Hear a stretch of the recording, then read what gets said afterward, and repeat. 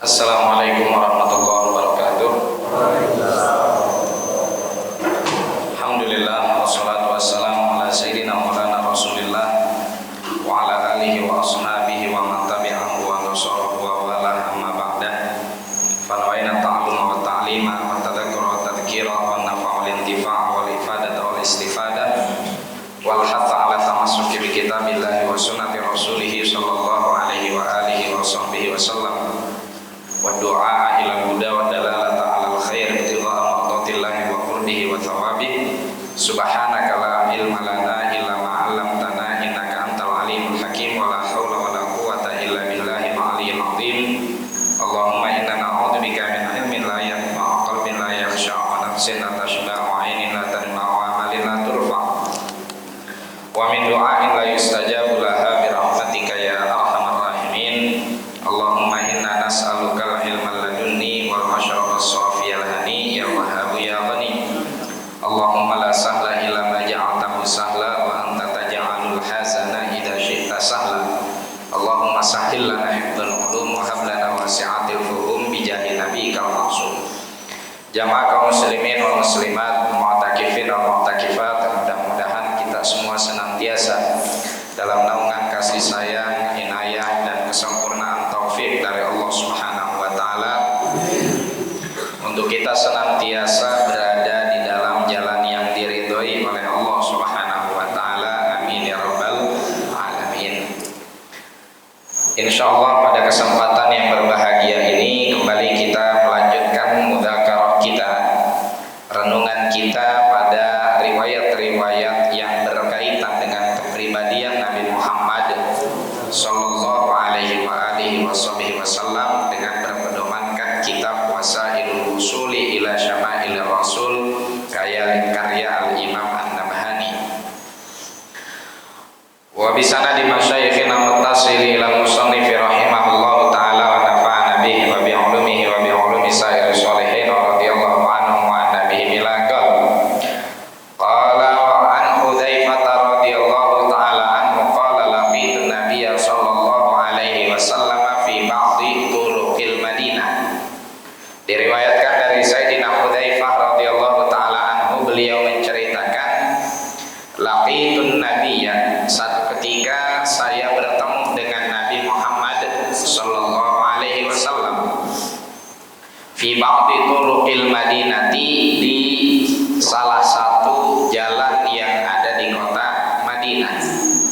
Faqala, kemudian Rasulullah mengatakan, ana Muhammadun, saya adalah Muhammad, wa ana Ahmadu, dan saya adalah Ahmad, wa ana Nabiyyur Rahmah, dan aku adalah Nabi kasih sayang, wa Nabiyyut Taubah, dan Nabi yang mengajak kepada taubat, wa anal muqaffi', dan aku adalah orang dan aku adalah muqaffi.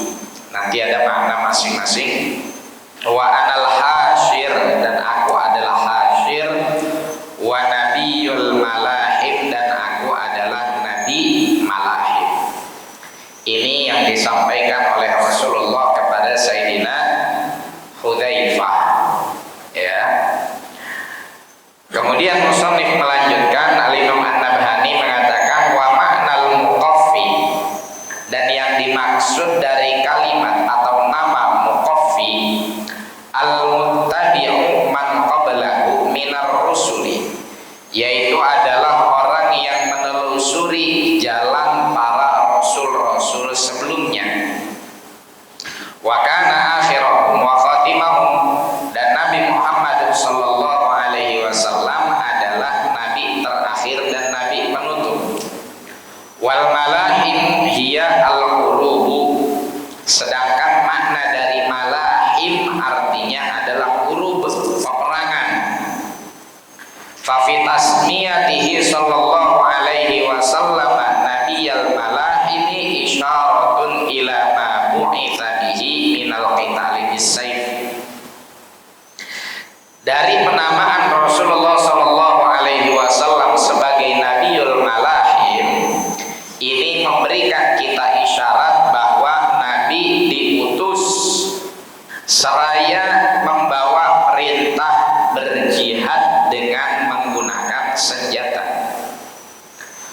Walam yujahid nabiyyun wa ummatuhu qattu ma jahada sallallahu alaihi wasallam wa ummatuhu. Dan enggak ada sama sekali nabi-nabi yang lain dan para umatnya yang berjihadnya seperti jihadnya Rasulullah sallallahu alaihi wasallam dan para umatnya. Wal malahimul lati waqa'at wa taqamu baina ummatihi wa bainal kuffari lam yu'had mithluha qablahu. Dan peperangan atau pertempuran yang terjadi antara Nabi sallallahu alaihi wasallam dan juga para pengikutnya, para umatnya melawan orang-orang kafir itu tidak pernah dilakukan oleh nabi-nabi terdahulu. Fa inna ummatahu yuqatiluna al-kuffara fi aqtaril ardi ala ta'aqubil a'sari ila an yuqatilul ahwarad dajjal. Karena Nabi sallallahu alaihi wasallam dan juga umatnya senantiasa memerangi orang-orang kafir di seluruh pelosok bumi sepanjang masa, sepanjang waktu ila an yuqatilul ahwarad dajjal, hingga tiba masa berperang melawan si picak dajjal. Baik, jamaah sekalian, di dalam paragraf ini ada riwayat dari Sayyidina Hudzaifah ibnul Yaman, yang mana beliau satu hari berjumpa dengan Rasulullah dan ini menjadi kenangan. Para sahabat senantiasa menyimpan memori kenangan mereka dengan baginda Nabi di dalam ingatan mereka, karena kenangan yang paling indah adalah saat kita berjumpa dengan kekasih. Ya, Bapak Ibu masih ingat perjumpaan dulu dengan suami dan istri masing-masing? Udah lupa? Udah gak jadi kekasih berarti. Ya. Karena memang kita biasa kayak begitu. Romantis hanya pada saat seminggu pernikahan, setahun pernikahan, ya, kemana-mana dibopong mulu. Giliran udah 5 tahun pernikahan, apalagi 10 tahun pernikahan, udah gak ada lagi kondangan bareng-bareng. Bini sama ibu-ibu PKK, bini kondangan sama ibu-ibu KWT, bapak-bapak kondangan sama DKM. Bisa kalau dulu kondangan bareng mulu, udah kayak lem, ya, nggak pernah bisa dipisahin. Sekalinya kondangan bareng, masya Allah, udah bertahun-tahun kagak berangkat kondangan bareng nih, romantis. La ilaha illallah, udah punya anak, apalagi udah punya cucu, kondangan berangkat bareng. Nyampe di tanjakan motornya nggak kuat ngaget, nyampe di tanjakan motornya udah nggak kuat ngaget, udah nggak kuat nanjak, turun, keberatan badan, nanjak lakinya, sampai kondangan, sampai ke tempat aja, tapi ini lupa ketinggalan di tanjakan. Nyampe tempat hajatan, bini kita mana ini? Nggak taunya turun, belum sempat naik. Nah, Nabi Shallallahu Alaihi Wasallam dan para sahabat mereka senantiasa menyimpan memori indah bersama Rasulullah. Di antara memori indah yang dirasakan oleh Sayyidina Hudzaifah adalah perjumpaan dengan baginda Nabi Shallallahu Alaihi Wasallam. Di mana? Di salah satu jalan yang ada di kota Madinah. Disitulah Rasulullah Shallallahu Alaihi Wasallam mengungkapkan kepada Sayyidina Hudzaifah bahwa nama beliau bukan hanya Muhammad saja, tapi juga Ahmad. Nama Muhammad, nama Ahmad, ini udah kita bahas pada pertemuan sebelumnya, apa makna dari Ahmad dan makna dari Muhammad. Kemudian Nabi bilang, wa ana nabiyyur rahmah, aku adalah nabi yang penuh kasih sayang. Karena Allah bilang, wa ma arsalnaka illa rahmatan lil alamin. Tidaklah kami utus engkau kecuali menjadi perwujudan kasih sayang untuk seluruh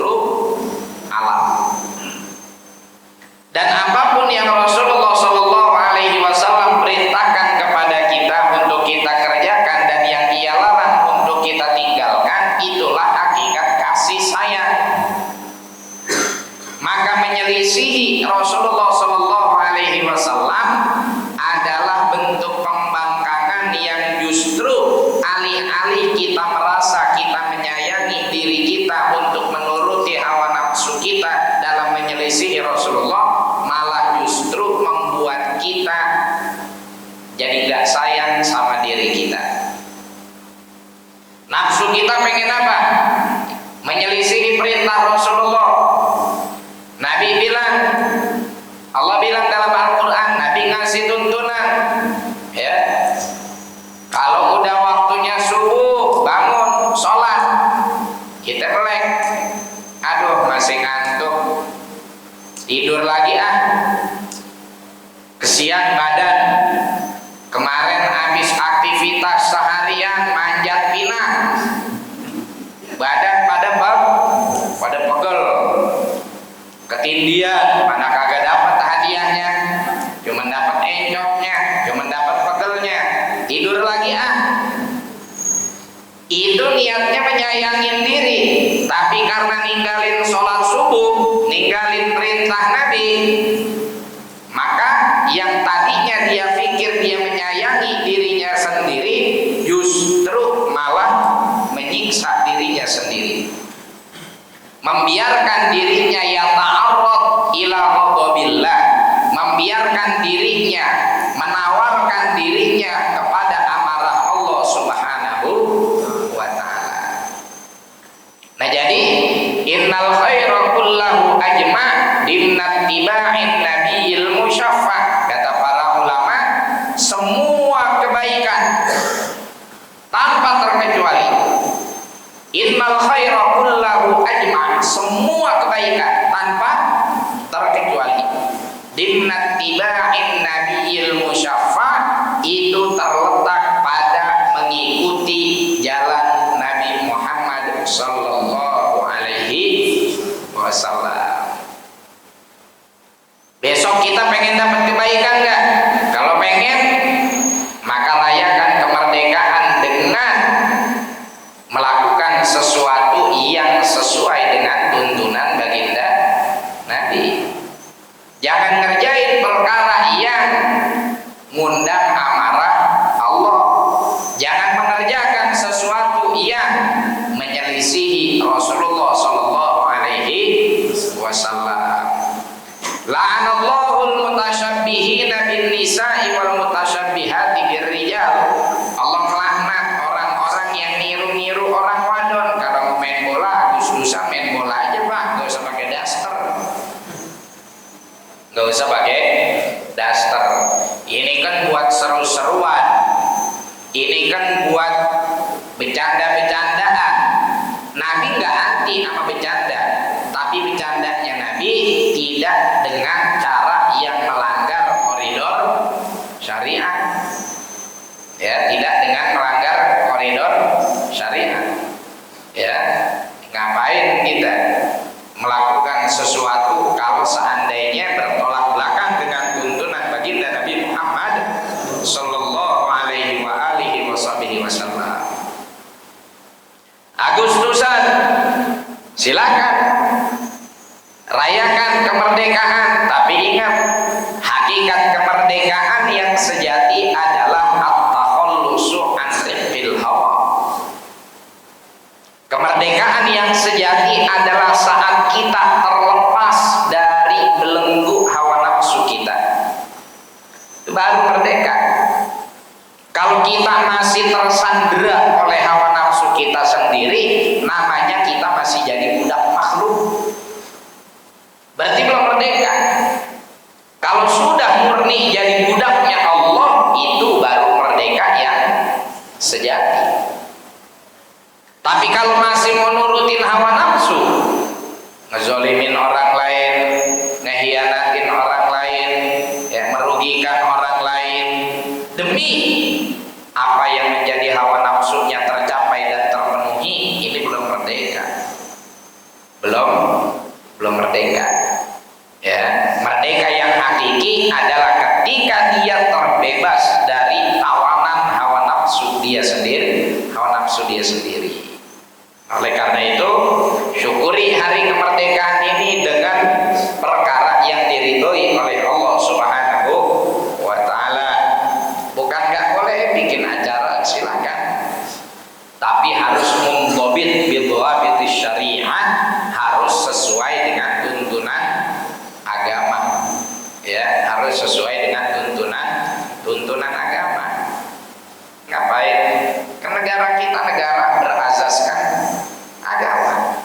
artinya agama dan juga para pemeluknya dilindungi oleh negara. Dan negara nggak akan pernah menjadi baik kalau para orang yang beragamanya tidak menjalankan agamanya. Kalau orang menjalanin agama, mau apapun sistem pemerintahannya pasti baik. Ya, mau apapun sistem pemerintahannya pasti baik. Kalau orangnya betul-betul disiplin terhadap agama, nurut kepada Allah Subhanahu wa Ta'ala. Udah berapa dicoba di dunia ini sepanjang peradaban manusia berbagai macam sistem pemerintahan. Coba rusaknya di mana? Rusaknya adalah ketika orang tidak mendisiplinkan dirinya terhadap aturan agama. Nah, monarki absolut dicoba. Dari zaman khilafah, dari zaman dinasti Umayyah ke dinasti Abbasiyah. Siapa yang betul-betul mengembangkan negara Islam menjadi negara yang adil dan makmur? Mereka yang takut kepada Allah. Yang gak takut kepada Allah yang bikin kekacauan. Ya, Amirul Mukminin Sayyidina Umar ibn Abdul Aziz memerintah nggak nyampe 4 tahun, nggak nyampe 3 tahun, 2 tahun 6 bulan. Tapi malah adluhul ard, keadilannya merambah ke seluruh negeri. Khaufnya kepada Allah sangat luar biasa. Nggak ada tindakan korupsi, kolusi dan nepotisme. Ya. Padahal pada saat itu siapa yang mengontrol pemerintahannya dari orang-orang yang sepertinya? Mutlak dipegang oleh beliau. Seiring berjalannya waktu, oh ternyata monarki absolut ini nggak benar. Kenapa? Karena sistem negara nggak terkontrol, dipegang oleh satu orang. Nanti dia berbuat zalim, nggak ada yang kontrol. Baik, kita rubah sistem negaranya apa? Demokrasi juga Pak, kalau individunya enggak berpegang teguh kepada agama dan tuntunan Allah, sama aja. Dulu kita merasa bahwa negara ini banyak orang-orang yang melakukan tindakan nepotisme. Ya, fulan jadi pemimpin, anaknya megang perusahaan ini karpet merah, anaknya megang perusahaan ini karpet merah. Demokrasi kita harus kita ubah sistemnya. Ya, wakil rakyat harus memiliki porsi yang kuat. Habis itu sama aja. Ya, nggak dikontrol dan nggak mau kontrol, berjamaah. Ya, sama aja. Kenapa? Karena individunya nggak punya khosyah, takut kepada Allah. Sekarang kalau kita larang fulan jangan nyalon karena bapak ente juga pejabat, ente jangan nyalon wali kota karena bapak ente gubernur. Nah kalau dia jawab, bahkan hak saya sebagai warga negara untuk mencalonkan diri. Oh ini bakal jadi dinasti politik, lah kan situ sendiri yang pada pengen jadi negara ini menjadi demokrasi. Siapa aja berhak untuk memimpin, tapi seharusnya punya attitude. Nah itu yang kita bilang, bahwasanya rasa akhlak yang ada di dalam hati hanya bisa dicarikan solusinya dengan benar-benar mendekatkan diri kepada Allah Subhanahu wa Ta'ala. Ya, jadi mau sistem pemerintahannya kerajaan kek, mau sistem pemerintahannya demokrasi kek, mau cara milihnya langsung rakyat yang milih kek, mau cara milihnya ahlul halli wal aqdi kek, hanya perwakilan orang-orang saja. Semuanya kembali kepada bagaimana pribadi masing-masing merasa takut kepada Allah Subhanahu wa Ta'ala. Kalau masing-masing pribadi gak ada yang punya rasa takut kepada Allah, walaupun demokrasi ya tetap aja.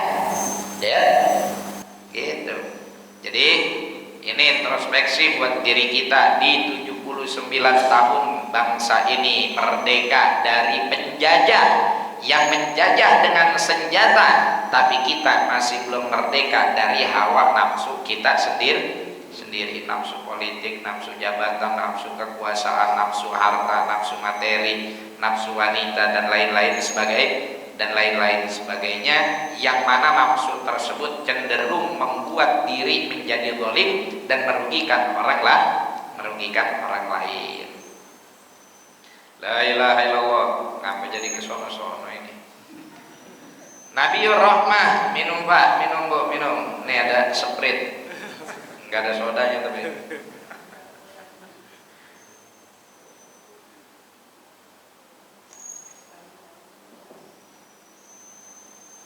Masjid As-Salam.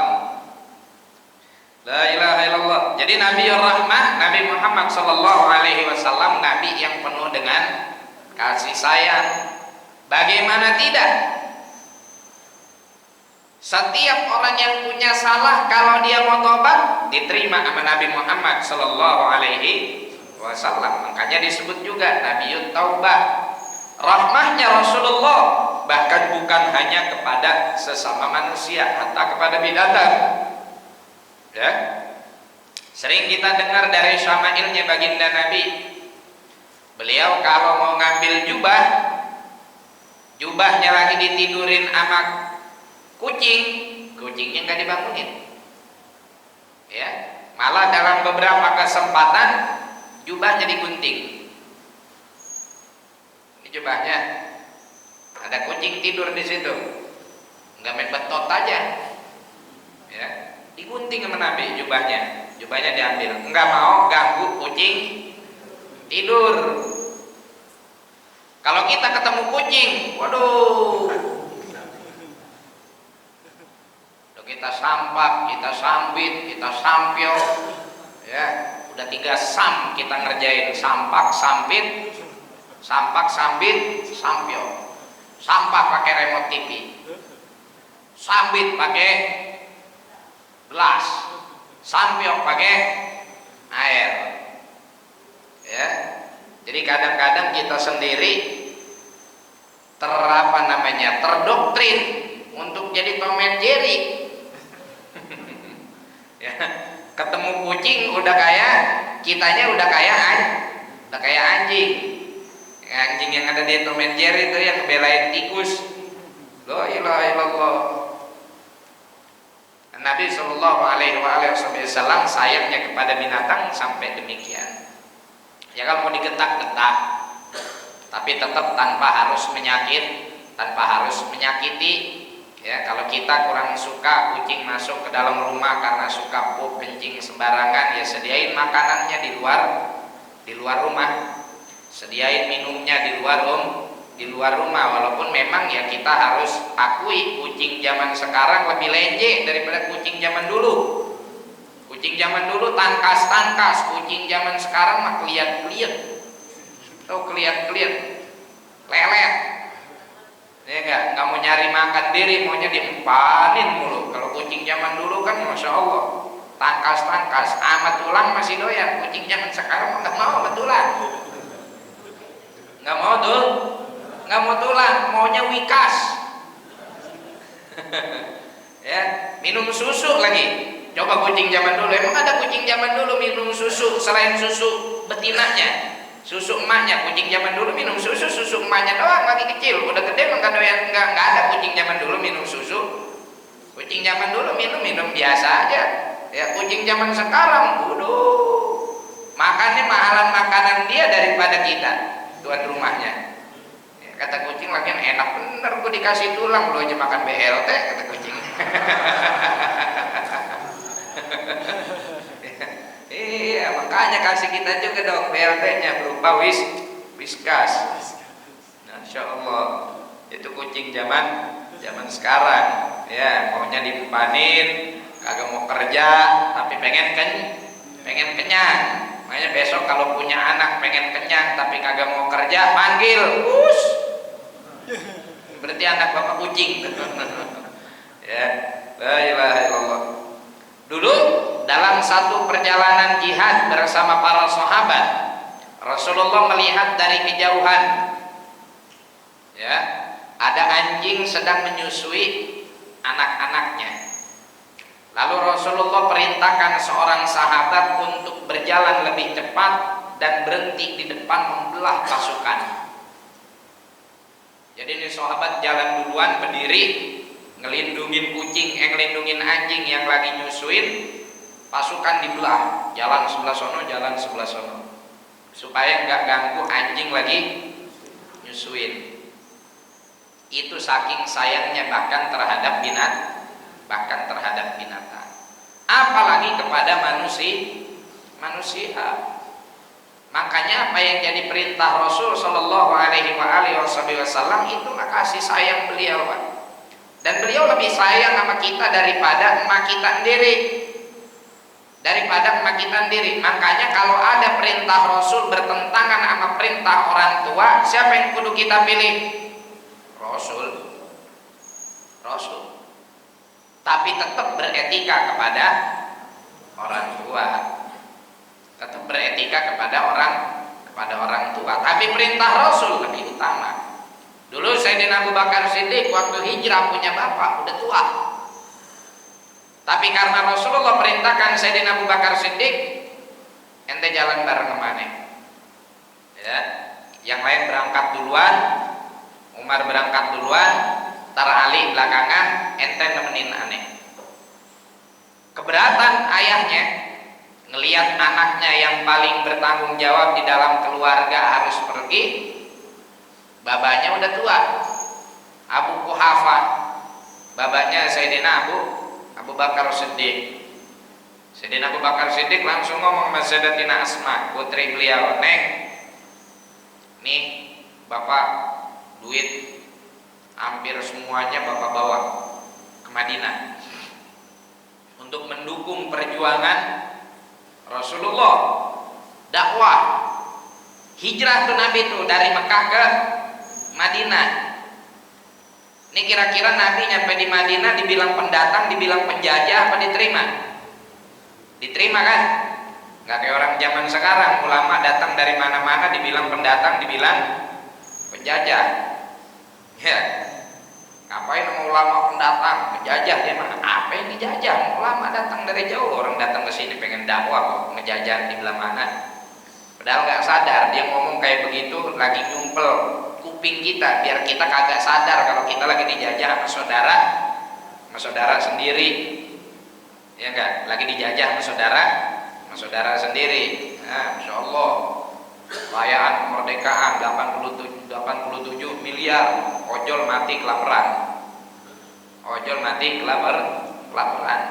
Coba tuh 87 miliar dipakai buat beli nasi kuning.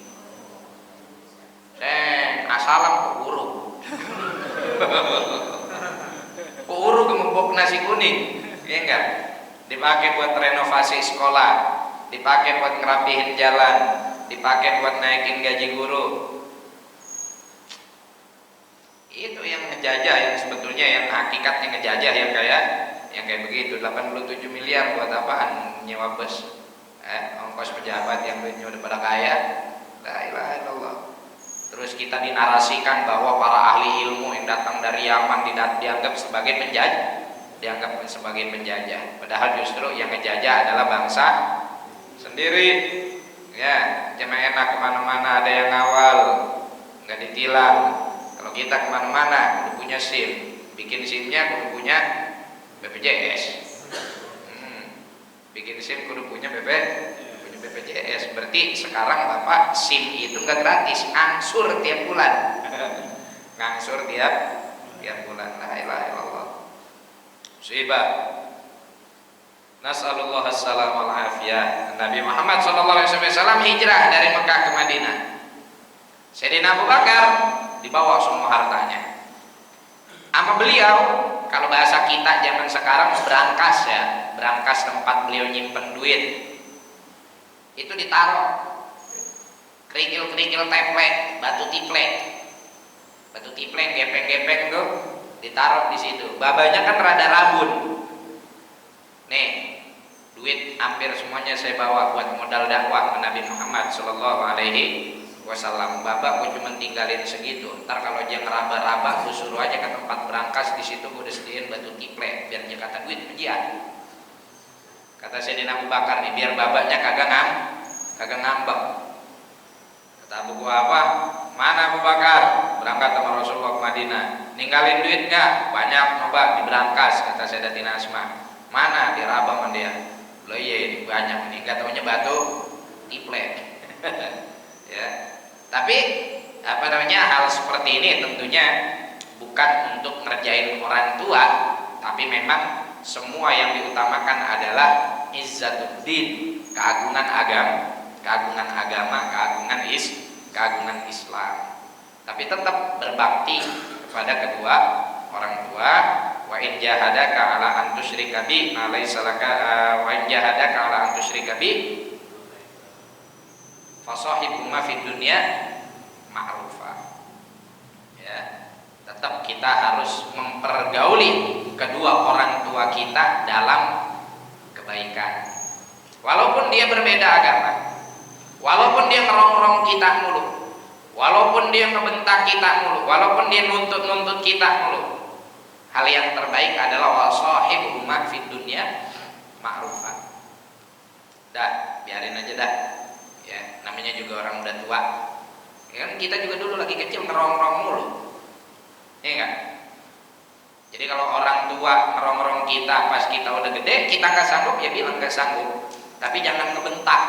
Apalagi sampai berani ngebawa orang tua ke kantor polisi, diperkarakan. La ilaha illallah.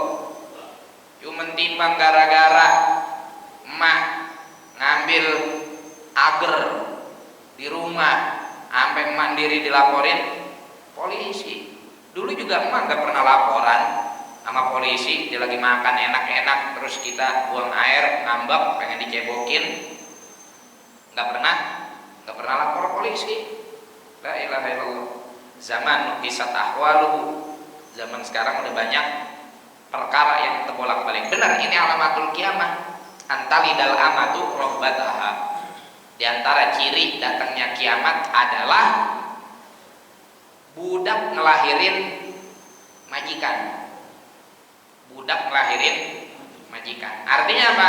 Orang tua jadi budak, anak jadi majikan. Kalau anak ke rumah orang tua, anak kagak bantu beberes. Kalau orang tua ke rumah anak, orang tua yang beberes.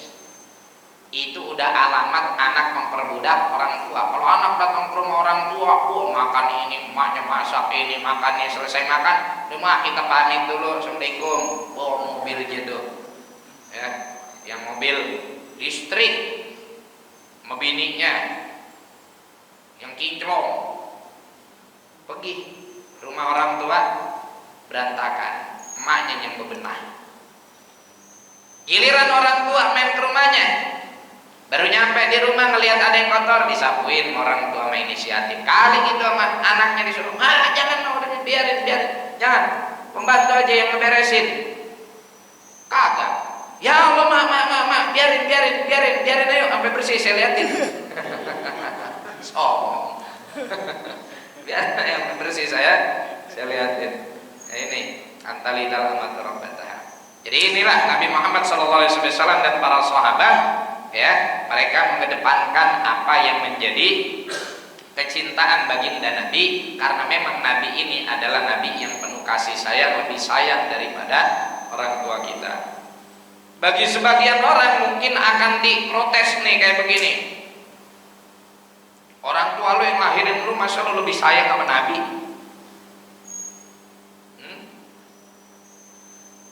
Apa jawaban kita? Ya, inilah perintah agama. Nabi bilang la yu'minu ahadukum hatta akuna ahabba ilaihi min nafsihi wa waladihi wa walidihi wa nasi ajma'in.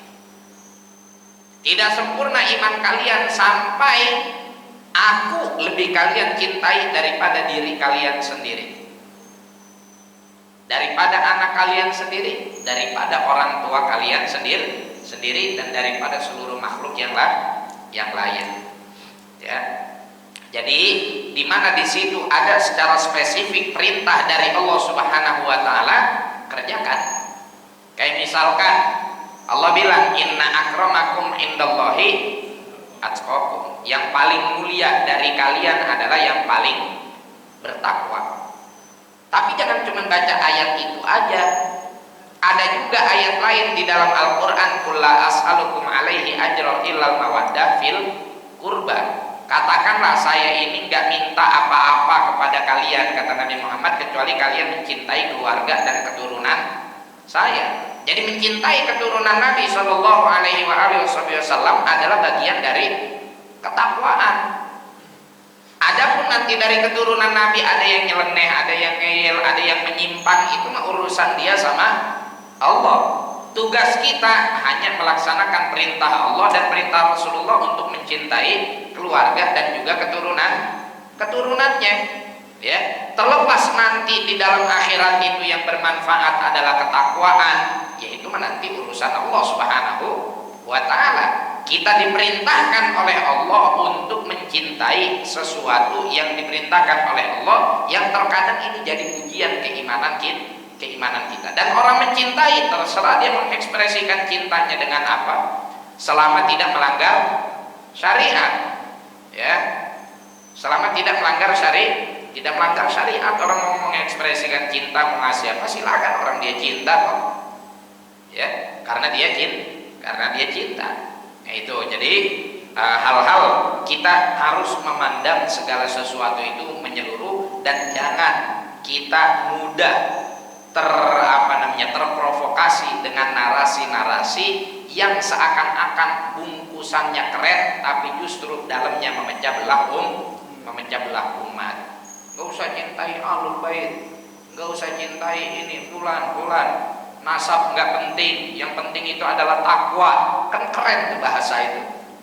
Ya, kita ini Islam menjunjung tinggi asas egaliter, asas kesetaraan. Betul nggak tuh kalimat kayak gitu? Betul. Inna akramakum indallahi atqakum, ada ayatnya. Tapi Allah juga memerintahkan kita bahwa bagian dari ketakwaan kita yang akan dinilai oleh Allah adalah bagaimana kita mencintai secara umum makhluk Allah, lebih khusus umat muslim, lebih khusus dzurriyyah Rasul, lebih khusus lagi juga para ahli ilmu. Jangan berhenti nyampe di situ aja, baca Al-Qur'annya. Ya, dilengkapi dengan ayat-ayat yang lain. Wallahu a'lam bishawab. Insyaallah akan kita lanjutkan pada pertemuan yang berikutnya makna al-muqaffi, makna al-hasyir, dan makna Nabiul Malahim, karena ini ada pembahasan penting di masalah malahim ini tentang masalah jihad. Ada narasi yang saya terus terang takjub dengan narasi tersebut, yaitu lebih baik salah mencinta daripada benar membenci. Maksudnya gini, saya memberikan cinta saya tapi kecintaan itu saya tujukan kepada orang yang salah. Ini masih lebih baik daripada saya membenci walaupun kebencian itu saya tujukan kepada orang yang benar. Kenapa narasi ini menurut saya baik? Karena gini, kalau kita membenci seseorang atas dasar apa? Nah, kalau kita benci dia karena dia jelek,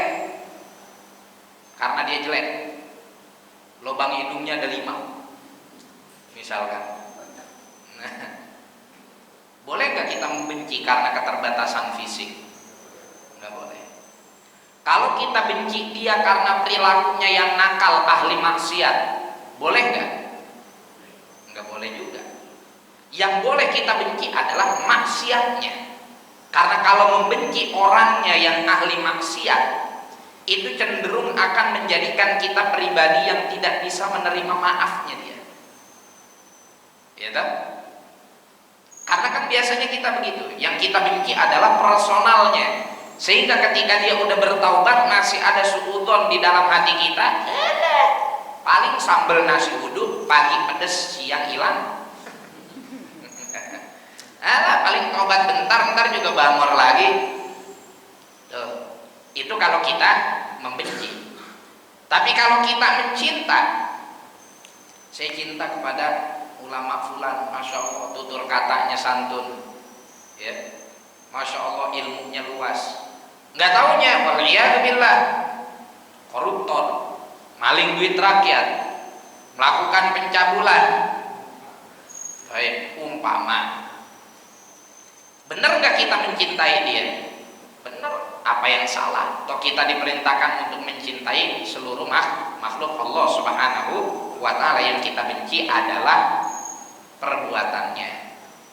Nah, berangkat dari perintah Allah Subhanahu wa ta'ala untuk mencintai sesama, ya, untuk mencintai sesama, untuk mencintai seluruh makhluk Allah, maka dalam hal mencintai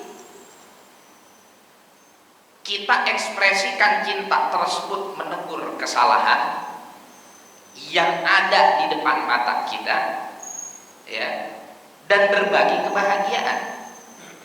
Itu alamat sidqil mawaddah, tanda cinta itu jujur. Kalau ada orang yang kita cintai melakukan sebuah kesalahan, hatta dalam hal ini adalah keturunan baginda Nabi, tegur, nasihati. Tapi cara nasihati adalah dengan cara kita ngomong langsung sama orangnya. Mohon maaf, orang-orang zaman sekarang itu cuma berdalih doang, saya nasihatin fulan karena fulan melakukan perbuatan gini. Ternyata dia sendiri nggak pernah datang ke sono buat nasihatin secara langsung, nasihatin lewat kanal YouTube, nasihatin lewat tulisan, ya, yang dibaca sama orang-orang. Nggak gitu cara nasihatin. Saya berbuat keburukan, ya, Mas Adrian sayang sama saya, datangin rumah saya. Assalamualaikum Mas Rito, tolonglah jangan kayak begini. Bukan kemudian ngomong di panggung masjid lagi khutbah Jumat, Assalamualaikum warahmatullahi wabarakatuh, usikum wa nafsi bitaqwallah faqad fazal muttaqun. Ingat jemaah sekalian, ada guru pengajian Wasailul Usul namanya Ridho, rumahnya di sono, kelakuannya begini. Orang zaman sekarang kan rata-rata begitu ya. Ya, dia ngaku katanya, oh mohon maaf nih, kita ambil contoh aja, Habaib itu banyak perilakunya yang kayak begini, dawir apa segala macam. Lah, kalau ente merasa perilaku tersebut buruk, datangin orangnya, nasihatin, ngomong, ntar respon dari sebelahnya, ya, dari yang dituduh, dari Habaib, bahwa oh ada tuh dia yang kayak begini. Kapan mau selesai? Ya toh? Seharusnya kalau ada tindakan yang buruk yang dilakukan oleh seseorang, kalau kita ngerasa punya keberanian untuk menasihati keburukan tersebut, datang silaturahim. Kan silaturahim ini sebetulnya yang bikin semuanya cair, ya enggak?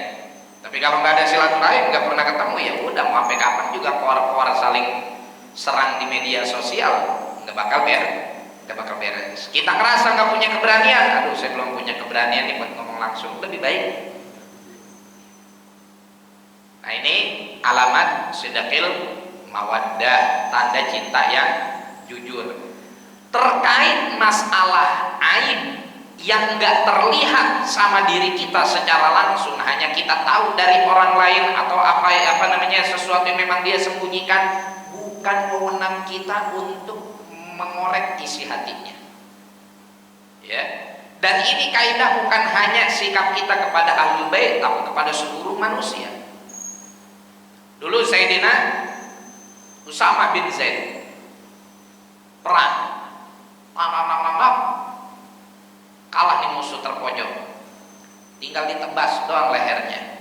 Ini musuh ngucapin syahadat, asyhadu an la ilaha illallah, asyhadu anna muhammadar rasulullah. Apa kata Sayyidina Usama? Kira-kira kalau kita di posisi ke Sayyidina Usama nih, kita nganggap orang ini syahadat karena terpojok apa karena pengen masuk Islam? Karena terpojok. Sama kan pikiran kita sama Sayyidina Usama. Sama Sayyidina Usama ditebas tuh orang, jeder paes ya gue. Tadi lah tuh nantangin Islam, sekarang udah terpojok ngucapin syahadat biar selamat maksud lo, kagak, tebas. Sampai berita ke Nabi. Nabi bilang ke Sayyidina Usama, afala syaqaqta ala qalbi, ente ngambil keputusan demikian dan menganggap orang itu ngucapin syahadat karena terpojok, emang ente ngebelah isi hatinya.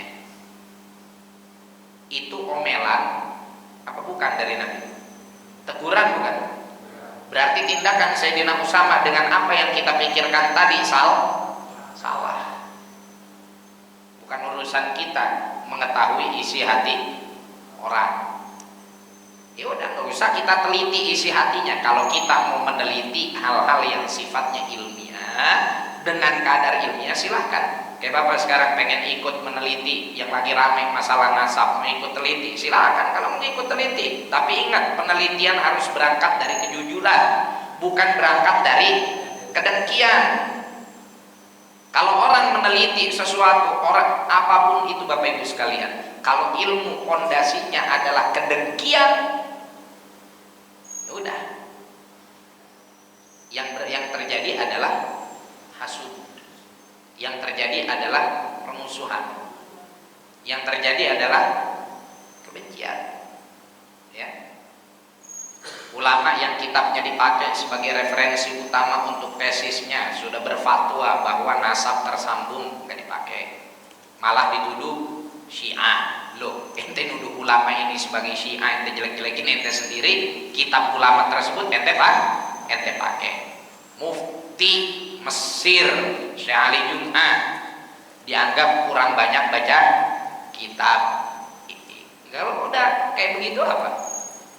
Bapak bisa bedain lah mana orang yang betul-betul secara ilmiah memang pengen mendiskusikan dan membahas sesuatu secara ilmiah, mana hanya yang sekedar ingin cari pamor atau berangkat dari kedengkian dan kebencian. Udah kalah di bidang itu, berubah ke tempat yang lain. Ya, dibilangnya pendatang, dibilangnya penjajah, dibilangnya lain-lain. Kok pindah materinya, Mas? Kok pindah materinya, Kang Bro? Ya. Gara-gara di sini nggak dapat pembenaran sehingga membahas yang lain. Nah, kalau udah berangkat dari kedengkian kayak begitu, akhirnya benar apa yang dikatakan oleh seorang raja dangdut. Ya, gajah di pelupuk mata tidak kelihatan, tapi semut di seberang lautan kelihatan. Itu kan lagu dia dulu. Iya, sekarang dia jadi begitu. Raja ini mah kita mau nyebut nama kan, ya. Kita mau nyebut nama, kita menyebutnya raja dangdut, ya. Gak tahu raja dangdut yang kelas mana, ya kan? Orang boleh nggak punya banyak kerajaan, boleh aja. Dangdut juga kan banyak apa namanya, banyak alirannya. Ala kulli hal, jadi jamaah sekalian silakan kalau mau neliti, tapi man syadda finnar, hati-hati. Ya, orang yang berpaling, yang melenceng, khawatir justru dia yang akan berada di neraka. Ikutin dan jumhur as-sawadul a'dham, ya, mayoritas. Said Mahdi Ar-Rajai yang kitabnya dipakai menyatakan nasab Alawi tersambung. Syekh Ali Jum'ah bilang bahwasanya ini sudah menjadi konsesi umat. Terus siapa satu lagi yang pakar nasab dari Hijaz yang kitabnya juga dipakai sebagai referensi utama. Bahkan dia kaget kalau ada orang berani ngebatalin nasab Alawi. Nah, nasab Alawi ini udah nasab yang paling sahih saat ini. Jadi gimana? Orang kitabnya dipakai tapi cuma sekedar nyomot-nyomot. Yang jadi hawa nafsunya itu yang dipakai, sedangkan yang nggak sesuai dengan tujuannya justru malah ditinggalkan. Jadi kalau hanya sekedar untuk meneliti silakan, yang terpenting jangan terbawa provokasi, ya. Kita alhamdulillah masih banyak guru-guru yang soleh, yang para aulia, yang mereka ulama asli produk Nusantara yang tetap menjaga asas ilmu, bahwa ilmu itu adalah silatun baina ahli. Ilmu itu adalah seperti wadah yang mengumpulkan semua para ahlinya, baik dari kalangan ahlul bait ataupun yang bukan ahlul bait. Ya, kita masih punya pegangan sosok seperti almarhum Mbah Maimun Zubair dengan putra-putranya dan pesantren sarang yang tetap berpegang kepada mahabbah kepada ahlul bait. Masih ada dari Lirboyo, Sidogiri yang semuanya adalah pesantren-pesantren besar yang tidak diragukan kredibilitas dan juga keilmuannya serta kesolihannya dan kezuhudannya. Ya, yang ikut ke sono kita doain mudah-mudahan memang dasarnya ilmu, bukan karena kebencian. Ya, bukan karena kebencian. Karena ini zaman-zaman fitnah, Pak. Zaman fitnah. Saya kasih contoh sederhana begini. Siapa yang menjamin bahwa orang-orang yang menyerang para kiai-kiai NU di Karawang kemarin, yang menyerang itu betul-betul muhibbin? Betul-betul muhibbin Ba'alawi, muhibbin habaib. Siapa yang ngejamin? Logis nggak kalau seandainya orang yang nyerang itu hanya sekedar orang lagi nggak punya duit, ya, dikasih ongkos, dikasih duit, lalu serang kiai sono, untuk kemudian memframing bahwa oh begini nih pecintanya habaib. Nah, fitnah itu namanya, Pak. Dan ini pola kayak gini dari zaman Sayyidina Ali juga udah ada. Makanya dulu Sayyidina Ali waktu Sayyidina Utsman terbunuh, beliau kan nggak langsung mengeksekusi pelakunya. Ya, beliau nggak terburu-buru untuk mengeksekusi pelaku lapangannya, karena beliau tahu di balik ini ada tokoh intelektualnya yang mengatur ini semua, yang kalau dibiarkan justru fitnah akan semakin terjadi. Tapi itulah tuntutan netizen di zaman Sayyidina Ali juga besar, dianggapnya Sayyidina Ali membiarkan kasus Sayyidina Utsman berlarut-larut tanpa ada kejelasan, padahal Sayyidina Ali sedang mencari tokoh intelektualnya. Siapa ini otak di balik ini semua? Gak sabaran nih orang yang nunggu kerjanya Sayyidina Ali. Akhirnya Sayyidina Ali dianggap tidak pro kepada Sayyidina Utsman. Itu anggapan tidak pro-nya Sayyidina Ali kepada Sayyidina Utsman ini bisikan siapa? Bisikan Yahudi. Bisikan Yahudi. Jadi cara paling gampang untuk mengacaukan umat Islam adalah dengan mengadu umat Islam, bukan domba. Gak ada domba yang diadu. Dengan mengadu domba, dibikin fitnah. Gampang aja. Misalkan ustadz antar ustadz, datang satu orang yang gak dikenal, biar sulit untuk dikonfirmasi. Assalamualaikum, ini Ustadz Ridho ya? Iya, ada apa? Ya Allah, saya senang sama kajian ustadz, tapi saya pernah Ustaz, mohon maaf ini mah bukannya gimana-gimana, saya pernah hadir di pengajian Ustaz itu, kok sama Ustaz itu Ustaz dijelek-jelekin mulu sih. Lalu Ustaz ngisi kajiannya Masya Allah, tapi sama dia mah dijelek-jelekin mulu. Tak datang nih orang ke situ, ke Ustaz itu, pakai materi yang sama. Nah, Ustaz Adrian ya? Ya Masya Allah, saya sering ngaji pengajian Ustaz, padahal pengajian Ustaz enak loh, tapi kenapa ya Ustaz itu suka ngejelek-jelekin Ustaz? Akhirnya tahlilan saya mau Ustaz Adrian datang maulid kagak salaman. Kata kita, sialan si Adrian, gua dijelek-jelekin di pengajiannya. Ustaz Adrian bilang, sialan si Ridho, gua dijelek-jelekin di pengajiannya. Padahal enggak ada. Itu namanya fakta. Wailun likulli humazatin humazah. Kata Sayyidina Abdullah bin Abbas, di antara makna humazah adalah al-mufarriqah bainal ahibbah. Al-mufarriq bainal ahibbah, orang yang kerjaannya memecah belah orang yang selama ini bersatu, orang yang selama ini saling cinta. Kiai habaib saling cinta, sekarang dipecah belah. Nasallallahu alaihi wal afiyah. Mudah-mudahan kita selamat dari fitnah ini semuanya ya. Amin ya rabbal alamin. Fatihul qabul lillahi rasulillah wa ala hadrati sayyidina rasulullah sallallahu alaihi wasallam. Arifin wa sunnah kamal ikhlas wa Sabit aqdaman ala qadam lahmi bil amin iqdilana jamil hajat filana jamil hajat filana kullun wa sallallahu alaihi wa sallam ala hadratin Nabi Muhammad sallallahu alaihi wasallam bisiril Fatihah. A'udzu billahi minasyaitonir rajim. Bismillahirrahmanirrahim. Alhamdulillahirabbil alamin. Arrahmanir rahim. Maliki yaumiddin. Iyyaka na'budu wa iyyaka nasta'in. Ihdinas siratal mustaqim. Siratal ladzina an'amta 'alaihim ghairil maghdubi 'alaihim waladdallin. Subhanakallahumma bihamdika asyhadu an la ilaha illa anta astaghfiruka wa atubu ilaik. Wassalamualaikum warahmatullahi wabarakatuh.